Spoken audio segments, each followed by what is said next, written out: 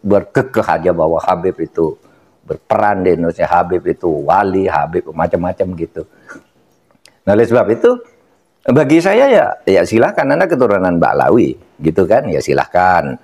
Saya keturunan Mahmudin gitu, ya kan serba sama aja. Anda keturunan Minak Jinggo, tidak apa-apa, Minak Jinggo juga. Bagi saya sama aja Minak Jinggo atau Ba'lawi gitu, Kenarok gitu.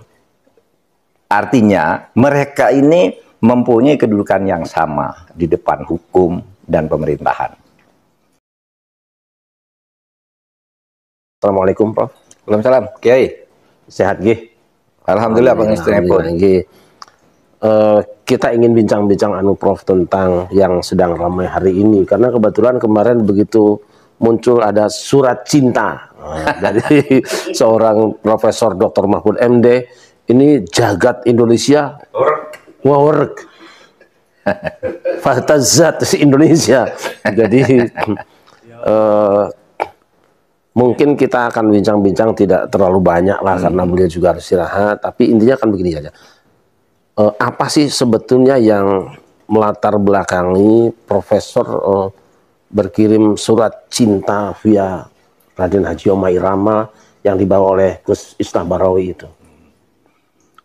Yang pertama kali masalah nasionalisme saya ya, rasa kebanggaan saya terhadap Indonesia itu ternodai oleh sikap-sikap beberapa habaib. Tidak semua habaib, saya punya banyak teman habaib juga yang sampai sekarang masih silaturahim. Tapi ada beberapa habaib yang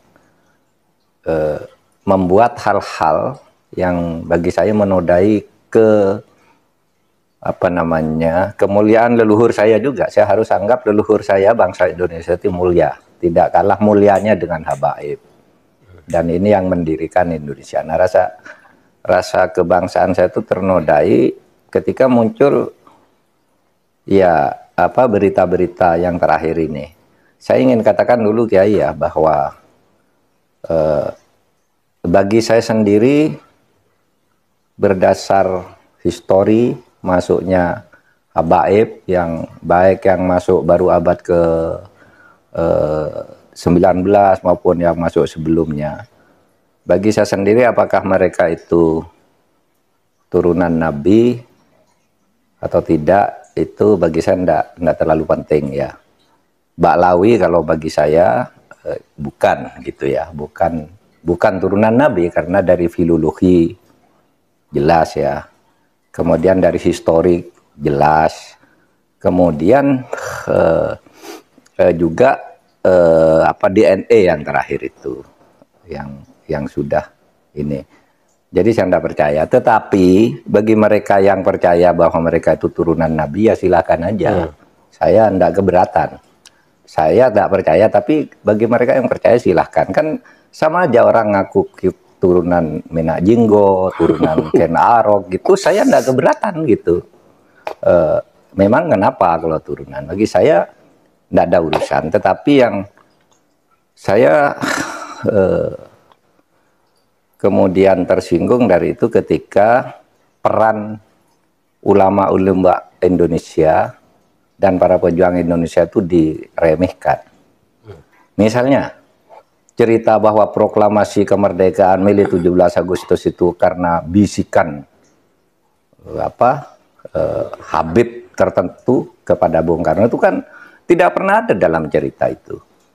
Semua yang menulis selama ini, Bung Karno pulang dari Dalat, dijanjikan kemerdekaan, lalu terjadi sini tarik-menarik antara pejuang. Yang satu ingin merdeka secepatnya, yang satu menunda sesuai dengan persetujuan Jepang. Sampai Bung Karno diculik. Tanggal 16 itu diculik, nggak ketemu Habib. Diculik oleh pemuda itu, nggak ketemu Habib siapa, diculik, dibawa ke Rengas Dengklok. Pokoknya merdeka sekarang, kata Bung Karno ntar dulu, gitu. Akhirnya sesudah itu malamnya rapat di rumah Laksamana Maeda. Laksamana Maeda itu adalah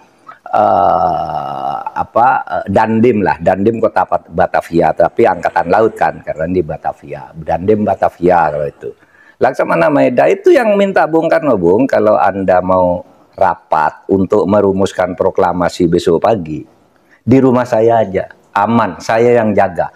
Bukan Habib, nggak ada Habib. Cerita Habib ini nggak pernah ada di dalam sejarah, kecuali dulu menjadi apa itu Usman Yahya itu menjadi muftinya Belanda, yang mengharamkan kita melawan Belanda. Justru itu Habib yang jelas itu tertulis dalam sejarah. Kalau Habib berbisik ke Bung Karno kapan? Dan tidak pernah ada cerita itu, gitu. Orang boleh mengatakan ya, oh, mungkin Bung Karno bicara berdua, ya tidak ada, sejarah itu tidak bicara, tidak percaya pada bicara berdua. Itu satu. Itu menodai, merusak rasa kebanggaan saya bahwa ini perjuangan bangsa Indonesia sendiri. Bahwa ada Habib membantu, ya bisa saja, kan bukan hanya Habib yang membantu. Anggota BPUPK itu kayaknya tidak ada Habibnya. Kalau Cina ada, Jepang ada, gitu. Arab non Habib juga tidak ada, karena Abdurrahman Baswedan itu kayaknya tidak BPUPKI, bukan masuk para pendiri, gitu ya. Nah, kok sekarang lalu Habib, lalu para pejuang dihabibkan semua kan? Diponegoro, siapa lagi? Imam Bonjol. Wah, itu kebanggaan orang Jawa loh, Diponegoro itu. Lalu dihabibkan. Habib dari mana? Ya, Habib dari mana? Gitu. Nggak ada sejarahnya yang menyatakan itu. Nah, itu. Apalagi sekarang langkah-langkah khurafat ya yang dibangun oleh mereka. Yang ketika itu muncul gitu, kita nganggap kan itu seperti dongeng. Bukan buat seperti wahyu. Masa malaikat katanya diusir, malaikat dikirimi surat, ini apa ini, saya bilang. Jadi agama tuh menjadi dongeng akhirnya. Saya percaya pada mukjizat, pada karomah, tapi enggak kayak gitu juga, gitu. Yang cerita-cerita Habib. Nah, ketika ini muncul kan Rhoma Irama dituding-tuding oleh seorang Habib. Rhoma Irama, kamu fitnah, tunjukkan siapa yang bilang gitu. Kan kemudian muncul semua nih, ngomong ini ngomong ini ngomong ini. Ada yang macam-macam bahwa satu kaki Habib itu lebih tinggi, lebih mulia dari 70 kepala kiai. Kan gitu, itu kan penghinaan betul. Kalau orang tidak terhina dengan ini, saya kira tidak, rasa kebangsaannya rendah. Karena itu dinyatakan, harusnya ditegur lah oleh kelompok habaibnya sendiri. Ada yang bilang juga Habib itu meskipun mabuk, berzina, itu jangan dimarahi. Karena kalau Habib itu pasti masuk surga. Aduh, dari mana? Nah, kalau gitu, dan ini tidak ada yang menjawab bahwa ini tidak benar gitu. Tidak ada Habib yang menjawab gitu. Bahwa ini loh yang dikatakan. Tidak ada tuh yang menjawab. Hanya berkekeh aja bahwa Habib itu berperan di Indonesia, Habib itu wali, Habib macam-macam gitu. Nah, oleh sebab itu, bagi saya ya silahkan, Anda keturunan Ba'lawi gitu kan, ya silahkan. Saya keturunan Mahmudin gitu, ya kan sama aja. Anda keturunan Minak Jinggo, tidak apa-apa, Minak Jinggo juga. Bagi saya sama aja Minak Jinggo atau Ba'lawi gitu, Kenaro gitu. Artinya mereka ini mempunyai kedudukan yang sama di depan hukum dan pemerintahan. Nah, yang khurafat-khurafat itu menurut saya harus diakhiri sekarang. Karena menimbulkan fitnah kan. Fitnahnya apa? Misalnya itu mendirikan kuburan-kuburan itu karena si Habib itu yang mendirikan kuburan-kuburan itu sebelumnya pernah berfatwa bahwa Habib itu meskipun sudah mati mendatangkan uang. Kan gitu kan. Itu kan fatwanya waktu itu agar orang menyembah. Lah, kok ujung-ujungnya lalu membuat kuburan agar orang bersedekah di situ? Kan tidak benar. Orang bersedekah agar ini dianggap Habib keramat. Ada di daerah Jawa Timur itu ada kuburan korban PKI tahun 65. Dulu disebut Sayyid Y gitu, kalau Jawa Timur kan Y gitu. Tidak ada yang peduli. Lalu tiba-tiba beberapa tahun terakhir ini itu dibangun di sini, dibangun Habib ini, orang berbondong-bondong. Kenapa? Ini siapa? Nggak jelas kan? Nah, yang begitu itu membodohi bangsa Indonesia. Tapi saya ya hormat aja pada Habib seperti saya menghormati orang lain gitu. Karena kedudukannya bagi saya di depan hukum dan pemerintahan sama aja. Gitu. Kiai. Ya, jelas ya. Jadi beliau punya dua kesimpulan. Yang pertama, semua manusia sama. Ya. Mau Bani Mena Jinggo, mau Bani Ken Aro, Ken Dedes, apa yang lainnya lah, atau Bani Toshiba misalnya gitu, sama saja.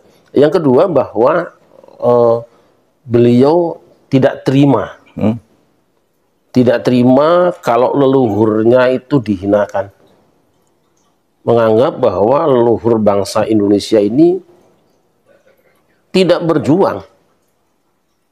Ya. Seakan-akan kuburan-kuburan para pejuang pahlawan itu nggak ada nilainya. Justru orang yang selama ini dianggap sebagai pro kepada penjajah kok malah dipahlawankan. Mungkin itu Prof. Iya, iya. Jadi betul. Jadi yang membantu Indonesia itu berjuang sendiri. Satu-satunya bangsa yang mengusir penjajahnya adalah orang Indonesia dan bangsa Indonesia sendiri. Bahwa ada orang lain yang membantu bukan hanya Baba Alawi, Baba Alun juga. Baba Alun, iya kan? Iya. Baba Jack Ma. Belanda dulu yang mendirikan partai politik pertama di Indonesia itu dulu Belanda, namanya Eduard Weizsäcker. Multatuli. Iya, itu kan membantu Indonesia, gitu. Bukan hanya Habib. Jadi Jepang lebih banyak membantu daripada Habib. Malah kalau Jepang tuh memfasilitasi kemerdekaan itu sejak awal masuk. Minta agar lawan tuh Belanda karena kita bangsa Asia, bangsa yang sama dengan mereka. Kan itu Jepang. Sampai kita bangkit semua rakyat itu. Rasanya ndak ada tuh Habib-Habib waktu itu. Saya ndak tahu ya Habib siapa ya yang ikut-ikut begitu itu. Berjuang kemerdekaan Indonesia itu. Yang namanya terkenal ya. Kalau Pak Baswedan itu Arab Indonesia, tetapi dia menurut sumber itu bukan Habib. Baswedan tuh bukan Habib, bukan Baklawi, maksud saya. Itu yang yang saya ketahui. Tapi mari kita bersatulah sebagai bangsa, jangan membuat kasta-kasta di dalam keberagaman. Yang satu lebih mulia, yang satu berhak masuk surga, yang satu masuk neraka, itu enggak boleh begitu. Dalam keberagaman itu sama di depan Allah. Takwanya aja. Gitu? Ya, ketika mencuat masalah ini, Prof, masalah pembahasan nasab dan pengungkapan pemalsuan kuburan, termasuk juga pemalsuan sejarah kemerdekaan, pemalsuan berdirinya NU, pemalsuan Jatman dan sebagainya, muncul ada statement dari orang-orang tertentu yang mengatakan bahwa ini kan berarti membeda-bedakan antara yang satu dengan yang lain. Kita sama-sama pribumi gitu loh. Kenapa harus ada dikotomi? Tapi kalau kita lihat memang siapa sih yang memulai memisahkan diri dari istilah keindonesiaan dengan menyebutkan daerah-daerah asalnya kan? Nah, tanggapan Profesor gimana? Enggak, kalau identitas kesukuan di Indonesia itu sudah lama, tetapi tidak pernah ada statement bahwa satu suku misalnya Jawa lebih mulia dari Melayu, Melayu lebih mulia dari Batak, enggak ada waktu itu. Ini kan baru-baru saja ini lalu dimasukkan dengan cara keagamaan bahwa Habib itu lebih mulia. Silahkan bagi yang percaya, karena yang tidak percaya itu punya dalil keagamaan yang kuat juga bahwa orang yang di depan Allah itu hanya takwanya, bahwa siapapun kalau bersalah ya dihukum, kan begitu. Itu dalilnya. Jadi kalau Habib lalu tidak dihukum, Habib tidak dosa, itu kata siapa?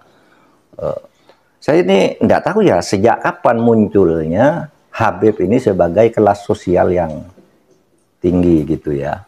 Dulu waktu saya kecil Habib tuh ya biasa aja, jual minyak nyong-nyong, jual buku Ratib Hadad gitu, buku-buku dijajakan ke rumah lalu kita kasih makan. Itu Habib dulu. Saya tidak tahu kapan kemudian Habib dianggap orang ini. Saya kira kalau peristiwa politiknya saya menandai itu sejak zaman reformasi. Sebelum reformasi itu Habib ya sama aja dengan orang lain gitu. Kok tiba-tiba sesudah reformasi muncul satu kelas tertentu. Lalu kemudian melunjak-lunjak terus. Aduh, saya bilang bangsa Indonesia ini ya mulia juga, dan itu sebabnya saya mau bicara di sudut sejarah perjuangan bangsa, dari sudut politik dan dari sudut konstitusi aja. Akidahnya saya ikutlah dengan Ahlus Sunnah wal Jamaah gitu, yang juga bermacam-macam. Saya ikut, saya tidak akan berdebat soal itunya karena sudah saya punya akidah juga yang sudah saya yakini sebagai orang Ahlus Sunnah wal Jamaah. Gitu aja. Nah terus kaitannya dengan semakin berkepanjangannya konflik masalah nasab itu ya Prof. Mungkin punya pandangan lembaga mana atau institusi mana yang punya dalam tanda petik kewajiban ya, baik secara moral maupun secara konstitusi untuk mungkin menuntaskan masalah ini supaya cepat tuntas, karena bagaimanapun juga sekarang sudah menjadi isu yang bahkan menginternasional dan menimbulkan konflik horizontal di antara warga kita. Apa yang harus dilakukan dan oleh siapa gitu?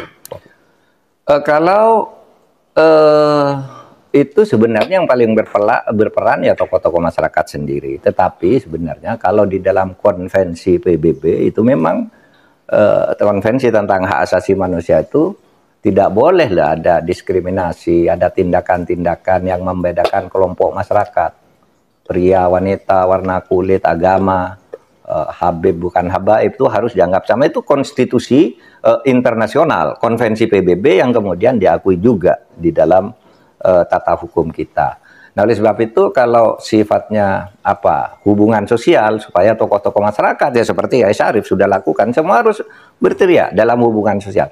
Tapi kalau sudah mengarah ke kriminal, melakukan diskriminasi dan orang yang didiskriminasi tidak terima, itu bisa mengadukan ke pengadilan. Bisa. Itu pelanggaran, itu tindakan melanggar hukum.